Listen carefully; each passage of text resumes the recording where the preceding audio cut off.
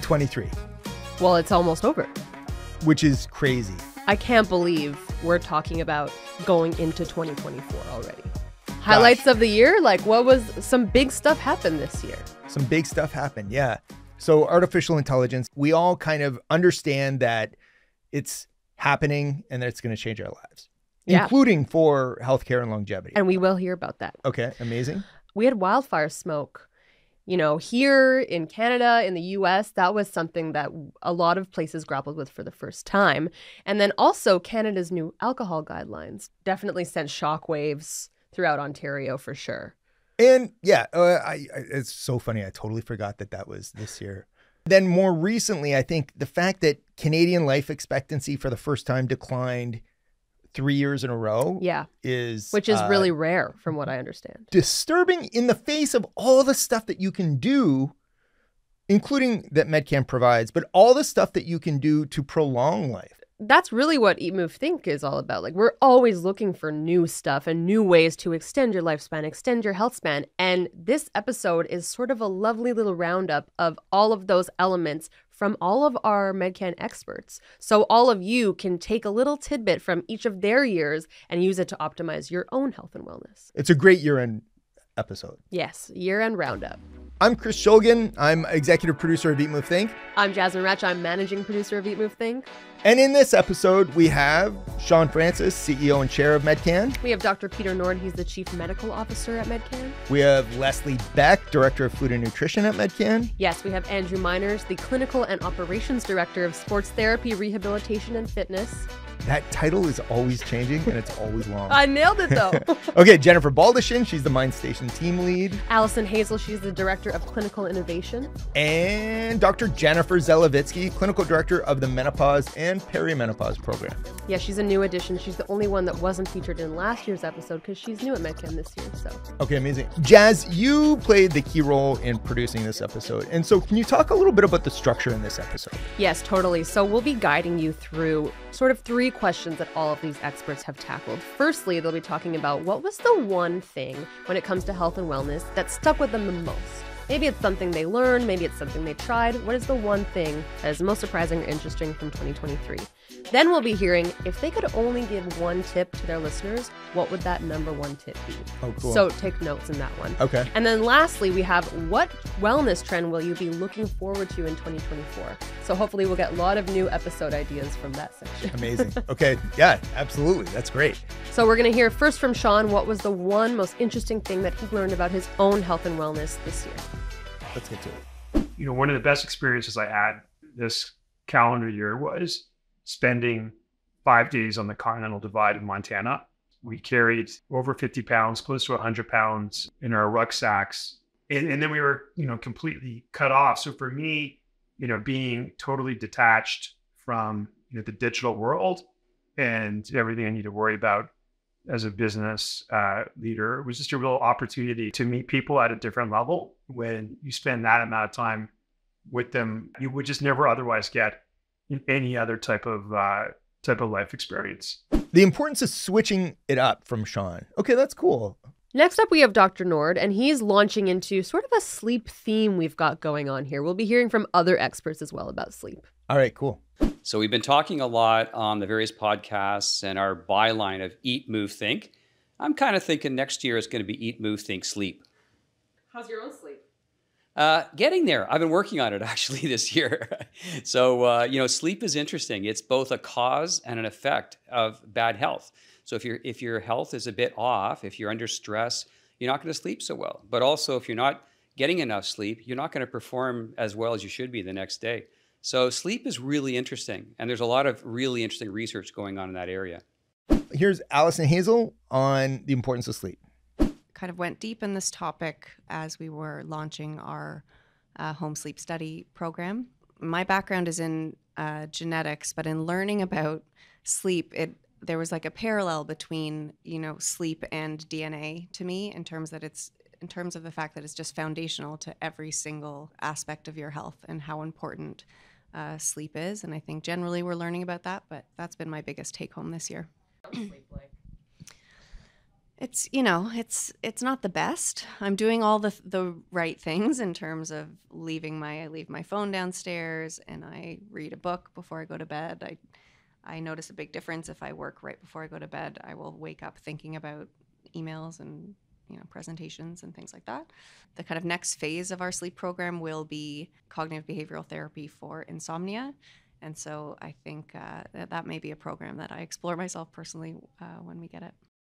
Next up, Leslie Beck. Surprisingly, hers is also about sleep. One of the most surprising things I learned this year actually has to do with the 2023 wellness goal that I set for myself, and that was to really work on improving my sleep, getting better sleep. And I will say it's a work in progress. I am getting better at it, but I still have those occasional times when I wake up at 3 o'clock in the morning, my mind starts racing, and I can't fall back to sleep. And what I learned recently, after lying wide awake in bed from 2 to 3 a.m. in the morning with my mind racing, that actually getting up out of bed helped me. I went into my office, I typed up a few emails, did a few other things, and came back to bed. And much to my surprise, I fell back asleep. If you stay in bed, your brain associates being awake with being in bed. So then the more you go to bed and can't sleep, the more your brain is confirming that you're supposed to be awake when you're lying down. Your bed is only for sleeping. Yes. Essentially. So if you can't sleep, the science does say get out of bed. Okay, now we have Dr. Andrew Miners and Dr. Jennifer Zelovitzky, and they're both going to be talking about resistance training and the importance of developing muscle. I had a great interview with Stuart Phillips as part of our Eat, Move, Think podcast.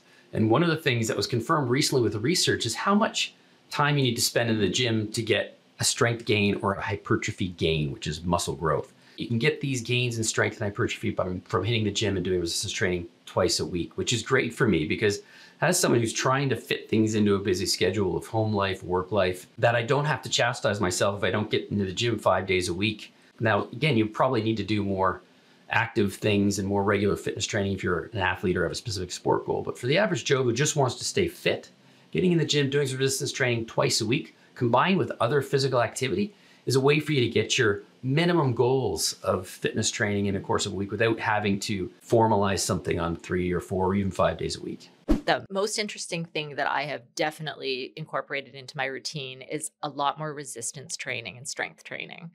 I'm not somebody who enjoys this naturally. I don't gravitate towards it, but I have discovered it is really the key to maintaining my weight as I get older, to maintaining my health as I get older. And it is so important to feel strong.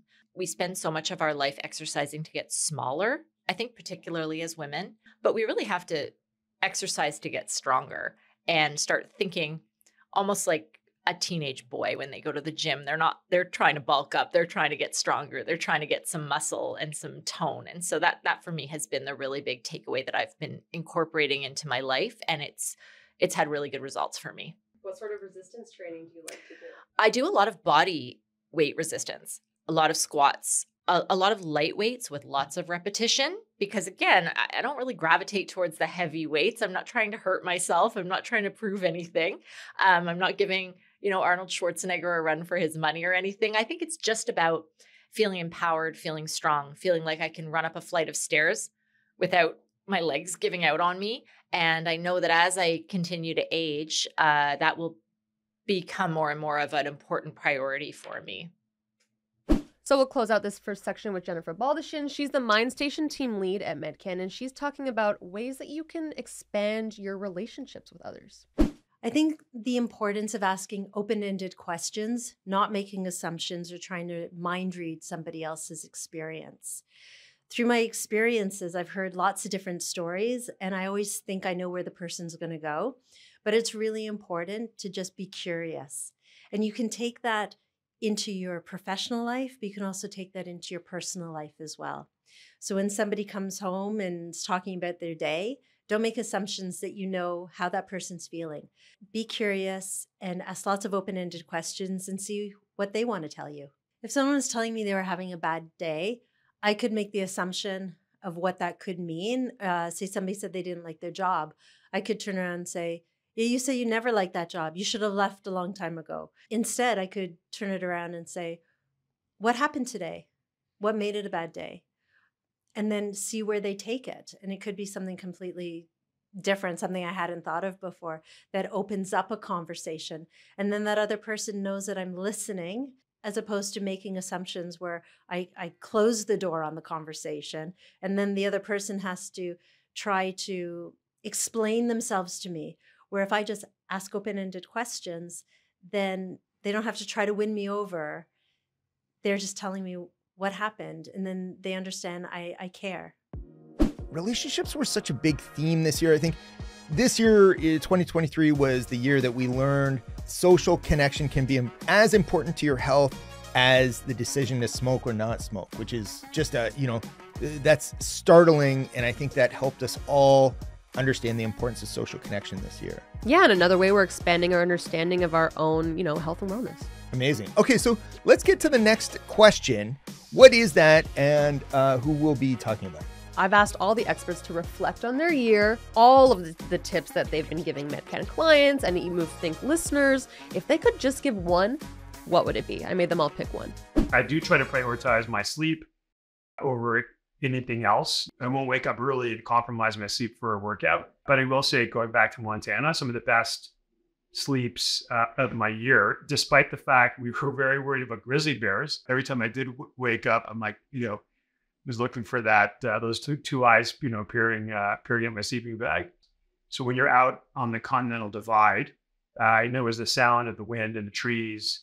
So for me, this year it was a great reminder to have something like that in my calendar, and I'm looking forward to that next adventure next year. So wishing everybody a great holiday season. I challenge you to put something on your calendars, which will get you inspired to get out there, be with nature, get some of the best sleep of your life, and just move your body. So don't just get out of your comfort zone, plan to get out of your comfort zone is what he's saying. Like put it in your calendar. Yeah. So it doesn't just kind of like slide off. And it doesn't have to involve grizzly bears like his does. Funny. Okay, or Montana. Okay. Next up, we have Dr. Peter Nord. This one is no surprise. He lives this tip like every day. And so it's really impressive to hear. Here he is. If I had to give just one tip to everybody, it would be exercise. And it really needs to be a daily habit. So I have a lot of patients that talk about, I'm doing it 3 or 4 times a week. And the studies will back that up. 3 or 4 times a week is great. Carve out an hour a day, and I know that's a lot for a lot of people, but you know what's going to happen? You carve out 7 hours a week, and life will get in the way, and it'll be 4 or 5, and you're still way, way ahead. And we know the benefit of exercise. Pretty much every single body system, including your mental health, will improve dramatically. Last year, you talked about how you and your wife are so consistent with working out every single day. Have you been keeping that up in 2023? We actually have. Yeah, we haven't missed many days at all doing something. It may not be in the gym every day. We try to mix up a bit of walking, a bit of cycling, hiking, and just staying active. But we're probably in the gym 4 or 5 days a week, just trying to do the resistance training and keep the cardiorespiratory fitness up. Dr. Andrew Miner says you just need to work out twice a week to get that muscle gain.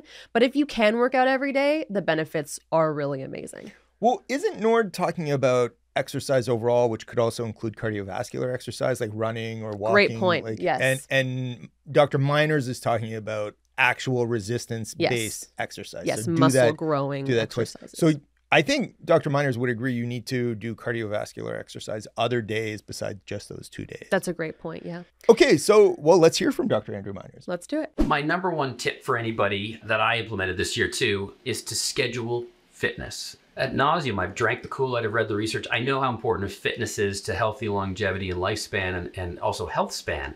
So I know all of these things, but I still struggled with getting it in on my own schedule. And so really one of the simplest tips that I didn't used to do that I started doing was scheduling it, putting it in my schedule so that I have the time in my day to keep up with fitness. So that's been the most helpful thing for me. I'm a busy clinician. I do operations here at Medcan. I have 2 kids that are teens and don't drive yet, so I'm driving them around. So I'm an Uber driver most of my life. My daughter happens to be a horseback rider, so I drop her off at the barn, and that's when I go to the gym and come back. So finding those 30, 45 minutes or 60-minute blocks in a day, 2 or 3 times or 4 times a week, so you can schedule these things, again, twice a week is optimal. That's how you do it. You just try to schedule it in instead of sitting down or waiting for your child to get out of their sporting event. Use that time to get out, go for a walk, do something active, or snip over to the gym really quickly and get some resistance training in. Okay, now we have Jennifer Baldachin talking about what you're consuming in terms of content. Yeah. My number one tip this year is to really be aware of your mind and your body, especially how it relates to hearing about negative things. If you're watching the news in the evening, if you're scrolling on social media, be aware of when it's okay and when it's upsetting you, and turn it off. I think it's really important to be informed, be educated, but not to keep bringing yourself back to it over and over and over again. To be able to limit it to, like I said before, about being knowledgeable, but then knowing when to turn it off and distract yourself with things that make you feel good and are uplifting. Next, we'll hear from Leslie Beck. She's going to encourage us to expand our diet to improve our health. Amazing. My number one tip will be to swap out meat and other animal-based foods with plant-based foods more often. There's strong evidence for the health benefits of substituting animal foods, especially red and processed meats, with plant-based foods. In fact, a recent review of evidence published to date found that doing so was associated with a lower risk of heart disease, stroke, type 2 diabetes, and premature death. And there are many simple, easy ways to go about doing this. Instead of ground meat, fill tacos, burritos, bell peppers with beans, with lentils, with diced tofu, even crumbled tempeh. I also encourage clients to try pastas made from chickpeas, black beans, lentils, or even edamame. Lots of protein, lots of fiber, and then serve it with a meatless marinara sauce that's packed with vegetables like zucchini, bell peppers, mushrooms. Or trade in your scrambled eggs for a tofu scramble made with crumbled extra firm tofu. Throw in some chopped vegetables and add spices like cumin, turmeric, and chili powder. The sole vegetarian in my nuclear family shifted to carnivore this year. Whoa. And so there's been a lot of steak happening. And so I do think that we could all eat more legumes. But it's basically. all about involving both. You don't have to be a vegetarian. Just involve more plant-based foods when you can. Yeah, absolutely. Yeah. So next we'll hear from Allison Hazell. She has a big part in all of the new programs as they roll out at Medcan, and she's always one step ahead of that, looking for the newer thing coming out. So it's interesting what her tip is. So my one tip for Eat, Move, Think listeners would be remembering kind of the basics of your health. And this has been a conversation that's come up a lot through work we're doing and building a longevity-focused program. And, you know, there's lots of really exciting new tools and tests and products that you can use to monitor health and kind of get a better picture of your health. But if you're doing all those things and not actually making sure that you're getting your basic blood work and focusing on the kind of dietary aspects and making sure that you're moving enough each day, it's not going to be helpful. And so while, you know, my world is in that kind of innovative, interesting stuff, and I lean towards that, I think it's important that you are kind of doing both of those, focusing on both of those things, not forgetting the basics, and using those tips and tools to kind of augment your health. So similarly, Dr. Jennifer Zelovitzky is also talking about getting back to basics and being in control of your own health. Okay, let's hear that. My number one tip is to be the CEO of your health. And I mean this in the sense that take charge of being on top of your screening tests. So things like cancer screening, make sure you have your Pap test every 3 years. Make sure you have your mammogram every 1 to 2 years. Make sure your colonoscopy is up to date. And if you have any changes in your bowel habits, talk to your doctor. These are things that nobody's going to do for you. Be in charge, be the boss of your own long-term health. Other things like diabetes screening, cardiovascular screening, these are things that if you can prevent the problems before they happen, really an ounce of prevention is worth a pound of cure, in my opinion. What if you don't want to be the CEO? What if you want to be the chief marketing officer? I'd be the treasury director of the chief human resources officer. Yeah, I'd like that. The special projects manager of my I want health. to be the clinical director of innovation of my own health. That sounds like the best one so far. All right. What health and wellness trend will you be watching in 2024? That's the question we're asking next? Yes. I said because I see it on here. Yes, very Yeah. good. Okay, good. Let's hear from Dr. Peter Nord first. He's mentioning a medication that you've probably heard about in the news. We've talked about on the podcast. It's going to be a staple next year, he thinks. Well, interesting. We hear a lot about trends coming up for the new year. And the thing that I'm going to be watching the most is actually a medication. So we've heard of Ozempic. That's in a class of medications called GLP-1 receptor agonists. That's a long way of saying, and now we all know Ozempic. So, but there are now 7 medications that have come out. One of those is Ozempic, and they're all targeting weight management. And so this is an exploding area in medicine and overall health and wellness. And so we really are treating obesity as a chronic disease. And now we have a medication that's extraordinarily effective at combating that. So in addition to all the lifestyle changes around diet and exercise, we now have something that can dramatically improve someone's weight. And again, the benefits of weight loss are incredible. Again, almost every body system gets better as a result of having a little less weight on your frame. I mean, we know from Dr. David Macklin that Ozempic and its fellow GLP-1 receptor agonists will be more easily and readily available in 2024. So hopefully, that helps promote health and wellness and longevity for more people. Yes. Make sure you include them with exercise and healthy diet, though. Well, that's interesting. So that tees up Leslie Beck, who's talking about precision nutrition in the next little bit. Well, I'm certainly going to keep precision nutrition or personalized nutrition on my radar. I'll be following along to see how this emerging field is progressing. We've long known that there's no such thing as a perfect one-size-fits-all diet. It doesn't work for everyone, whether it comes to losing weight, lowering your blood sugar, or lowering your cholesterol.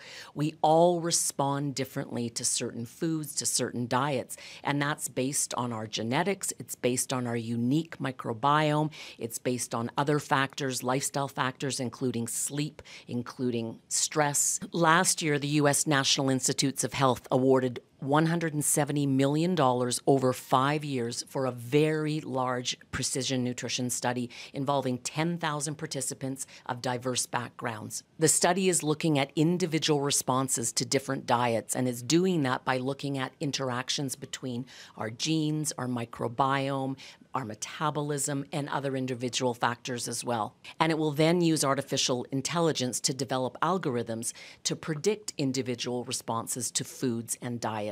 The NIH predicts that precision nutrition will be a mainstay of medical care by 2030. And as a registered dietitian, that is really exciting. So just as precision nutrition will be evolving next year, so will another angle of nutrition. That's what Dr. Zelovitzky will be looking forward to next year. Okay, let's hear about that. I would say the trend that I'm really keeping an eye on and I'm trying to incorporate already into my life, but I want to do more so, is plant-based nutrition. We're seeing more and more evidence every day that the more you can incorporate whole plant-based foods into your diet, the better your blood sugar, the better your cholesterol, the better your perimenopause and menopause symptoms might be, the better it is for preventing weight gain and just overall health. So for me, that means a lot more plant-based, minimal ingredients, healthy foods. Give me an example of a plant-based meal that you've had recently. I love a big salad with 1 million ingredients in it. I love a salad even with tofu in it. That can be the main protein. Put lots of nuts and seeds in it. A great go-to snack that I'm loving lately is slices of apple with almond butter. There's a great chunky almond butter that you can get out there. Highly recommend it. It's just so satisfying. It has the crunchy and the salty and the sweet, and it can really satisfy your cravings. I think sometimes what we interpret as a craving for a salty food like a chip, if you just have a handful of nuts, you might find the craving goes away. And I definitely find it true for myself. And it's just a question of trying to do more of that. Jennifer Baldachin, talking about sleep. Yes, and tracking sleep. So I'm looking forward to the ability to rewatch our dreams. We've all known that sleep is really important for mental health as well as physical health.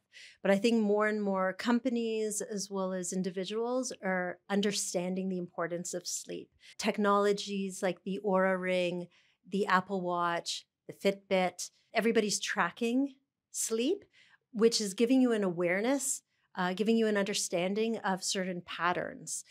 So I think that sleep is very important. Some of the main reasons for sleep is that your short-term memory moves into long-term memory. Your muscles heal, especially if you exercise, and your body's getting rid of toxins. So it's really important to give yourself good quality sleep and the right amount of sleep, which is around 7.5 hours, so that you're able to rejuvenate and feel as mentally strong as you can. I have an Apple Watch and I've worn it a few times to sleep, but not to become obsessed with it, because then that can cause more stress that you're not hitting your numbers, especially if you're a competitive person. But it does give you information. One time it felt like I was awake for hours and I was getting stressed about that. I was awake for maybe 20 minutes. So it helps keep things in perspective, that what can lead to a better night's sleep. If you had a little bit more alcohol one evening, you'll notice your sleep is not going to be as good. So again, it helps teach you patterns to know what tends to give you a better night's sleep or what can take away from a good quality sleep, but not to use the technology to be one more competitive thing that causes more anxiety. I fall asleep in seconds. I sometimes wake up once or twice in the evening.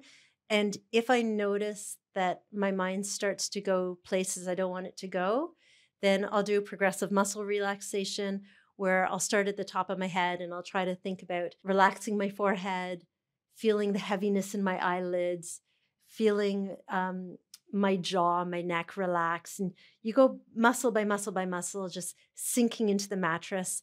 And I imagine myself lying on my mattress, feeling the warmth of the sun, and I usually fall asleep. So, Dr. Miners, I mean, I have my notes here so I can see but it sounds like diversifying gym spaces.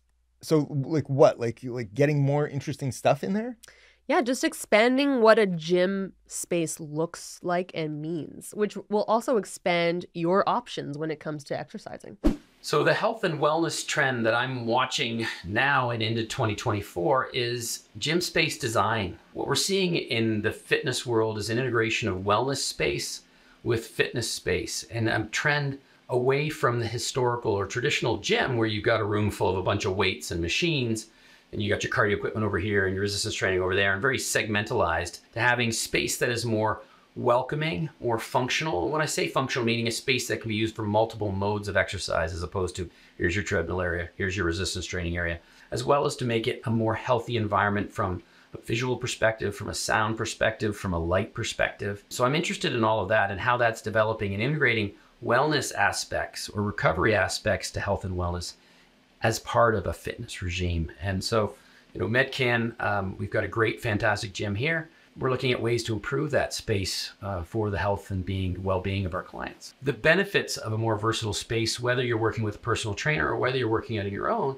is the ability to engage in a variety of different things within that space, depending on how you're feeling. You may not feel like doing a traditional workout. Maybe you want to do some stretching or mindfulness-based stuff, and you need to have the space and an environment that facilitates that, or the equipment to do something different.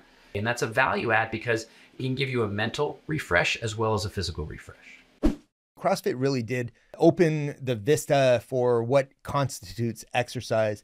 And it sounds like Dr. Miners is talking about going that one step further. I know that if I have something new to look forward to at the gym, I'll be a lot more willing to try it out. It's interesting. Yeah. So next up, we have Allison Hazell, and she's reflecting on a trend that she sort of hopped on last year, but fell off. So next year, she'll be really looking to reinforce that habit. Oh, I want to find out what that is. Okay, great. Don't look at your notes then. So in 2024, I'm planning to incorporate more meditation, consistent meditation into my day. So I've had a few kind of periods over the past year where I've been good about consistently doing 10 minutes of meditation a day. And on a daily basis, I don't necessarily notice a huge change, but when I look back on those periods where I've been consistent with meditation, it is actually, you can see there is a major benefit in terms of mental health and quality of life and kind of being able to go with the flow and kind of take things in stride. And so that's something I am planning to do better this year in terms of consistently having a meditation practice. meditation, important to do, difficult to make the time for. There's a reason why they call it a practice. Okay, so we've heard from all the Medcan experts. What about you in 2024? Like, what are you thinking about, or do you have like one thing that you want to talk about? Yeah, so what we learned this year about social connection, I think I'll really be carrying it over because it's as important for us as moving, as eating well. I got engaged this year, which is exciting. Hey, congratulations. So, yeah, I mean, lots of planning and lots of seeing friends and family and remembering that that is as good for you as the things we talk about on this podcast is a great reminder. And it also solidifies, it is important to see your friends. And the older you get and the busier you get, that seems to become less important, but it's not. It's as important.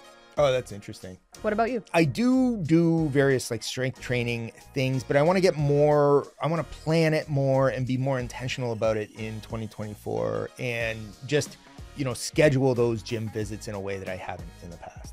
Well, I think Dr. Andrew Miners has some tips for you there. So that's it for our end of the year episode. We just want to give a huge thank you to all of our Eat, Move, Think experts for giving their time and their expertise to us all year round. It really is an invaluable collection of health and wellness advice and resources at this point, and we couldn't have done it without all of you. So thank you to the experts. And yeah, absolutely. Thanks to our listeners. Yeah. Thanks to the Eat, Move, Think production team. Yeah.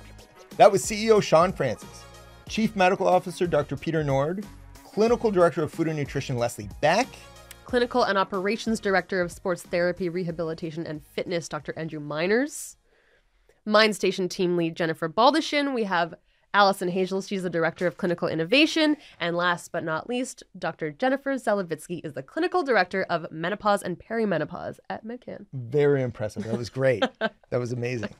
If you're looking for something to do in 2024, then Medcan's annual health assessment is a great way to get a handle on your overall health and wellness and to set you up to live a long, active, and healthy life. And if you want to set up an annual health assessment, just contact Medcan at 416-350-5900 or clientservice at medcan.com. You can email that. It's also a great Christmas gift. Amazing. If you don't have any other ideas. Say hello and send us a tip or a suggestion by emailing us at info@eatmovethinkpodcast.com. We'll be posting episode highlights and other links that you can visit on our website, which is eatmovethinkpodcast.com. And Eat, Move, Think is produced by Ghost Bureau. Jasmine Ratch is managing producer. Social media and strategy support is from Chantel Gertin, Andrew Imex, Emily Bozick, and Elaine Genet. It's Emily Bozick's last episode with us, so we're really going to miss her a lot and just want to say thank you for all the great things you've done this year and in years past. She's saved us from all the typos and grammatical errors out there. Yeah, totally. I'm executive producer Christopher Scholgen. And we will be back in 2024 with a new episode examining the latest in health and wellness. And we're coming up on our 200th episode. That'll be good. Are. All right, happy holidays. Wishing everybody a healthy and happy holidays and see you next year. So wishing everybody a great holiday season. Have a wonderful, healthy, and happy holidays and all the best to your wellness goals in 2024. Happy holidays, everybody, from Medcan.